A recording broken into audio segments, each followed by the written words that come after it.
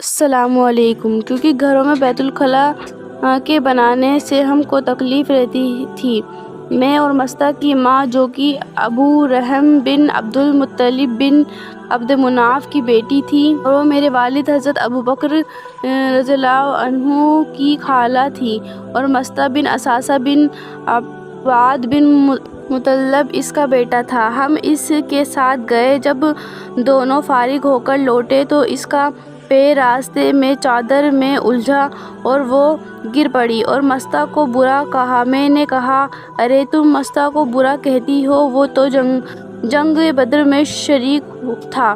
اس نے کہا، اے اللہ کی بندی، تم نے مستہ کی بات نہیں سنی؟ میں نے کہا، کیا بات؟ تو اس نے وہ بات بیان کی۔ یہ سن کر میری بیماری دگنی ہو گئی۔ میں گھر آئی اور پھر رسول اللہ صلی اللہ علیہ وسلم گھر میں آئے تو آپ صلی اللہ علیہ وسلم نے دور ہی سے سلام علیک کے بعد مجھ سے پوچھا اور فرمایا، کیسی ہو؟ میں نے عرض کیا، مجھے میرے ماں باپ کے گھر جانے کی اجازت دے دیجیے۔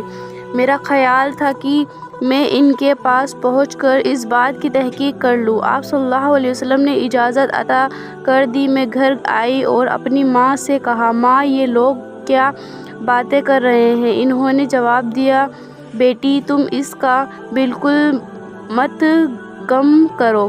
یہ تو شروع سے ہوتا چلا آیا ہے کہ جب کسی خوبصورت عورت کی شوقینیں ہوتی ہیں اور شوہر کو اس سے کچھ زیادہ محبت ہوتی ہے تو اس قسم کے فریب نکلتے رہتے ہیں۔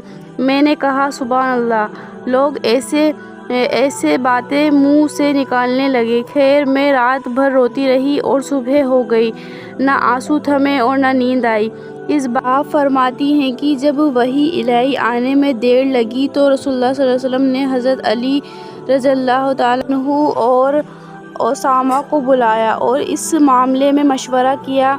اسامہ، جو ازواج مطہرات کی پاک دامنی سے واقف تھا، کہنے لگا، یا رسول اللہ، حضرت عائشہ آپ صلی اللہ علیہ وسلم کی بیوی ہیں، اپنے پاس ہی رکھیں، میں ان میں کوئی برائی نہیں دیکھتا، اور وہ نیک اور پاک دامن ہیں۔ پھر حضرت علی رضی اللہ تعالیٰ عنہ سے پوچھا۔ انہوں نے عرض کیا، یا رسول اللہ، آپ کے لیے عورتوں کی کیا کمی ہے؟ اور بھی بہت عورتیں موجود ہیں۔ آپ صلی اللہ علیہ وسلم بریرہ خادمہ سے دریافت کیجیے، وہ سب قصہ بیان کر دیں گی۔ حضرت عائشہ فرماتی ہیں کہ پھر حضرت محمد صلی اللہ علیہ وسلم نے بریرہ کو طلب کیا اور فرمایا، اے بریرہ، عائشہ کی کوئی بے جا بات اگر تجھے معلوم ہو اور دیکھتی ہو تو اس کو بیان کر۔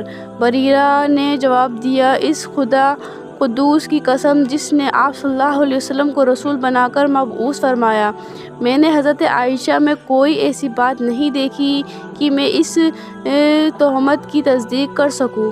ہاں، وہ تو نہایت کمسن لڑکی ہے اور اس کے بھولے پن کی یہ حالت ہے کہ آٹا گوندھ کر سو جاتی ہے اور بکری آ کر کھا جاتی ہے۔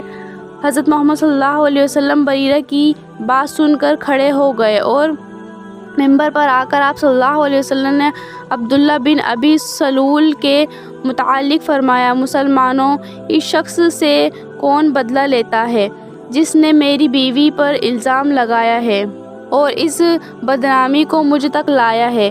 خدا کی قسم، میں اپنی بیوی کو نیک اور پاک دامن ہی سمجھتا ہوں، اور جس غریب کو اس اہتمام میں شریک کر رہے ہیں اس کو اچھا آدمی سمجھتا ہوں۔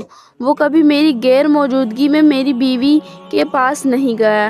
یہ کلام سنتے ہی سعد بن معاذ قبیلہ بنی سہل کے کھڑے ہوئے اور عرض کیا، یا رسول اللہ، میں آپ صلی اللہ علیہ وسلم کے اس حکم کی تعمیل کرتا ہوں، اگر یہ شخص میرے قبیلے کا ہے تو بھی اس کی گردن مار کر حاضر کرتا ہوں، اور اگر یہ ہمارے بھائیوں خزرج قبیلے سے ہے تو آپ صلی اللہ علیہ وسلم جو حکم دیں گے اس پر عمل کیا جائے گا۔ حضرت عائشہ فرماتی ہیں کہ یہ سن کر قبیلہ خزرج کا ایک شخص کھڑا ہوا جس کی ماں حسان کی چچا زاد بہن ہوتی تھی اور اس کے قبیلے کی تھی۔ اس کا نام سعد بن عبادہ تھا اور وہ خزرج کا سردار